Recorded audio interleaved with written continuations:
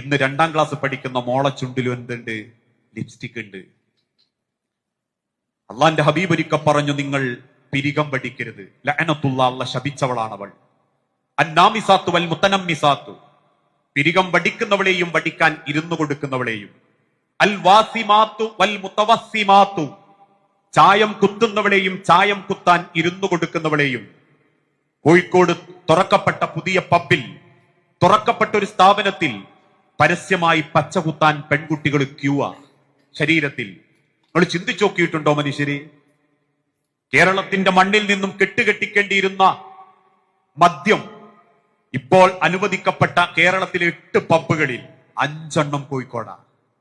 അതിൽ 3 ഹുക്കകളുണ്ട് അറേബ്യൻ സംസ്കാരത്തിൽ.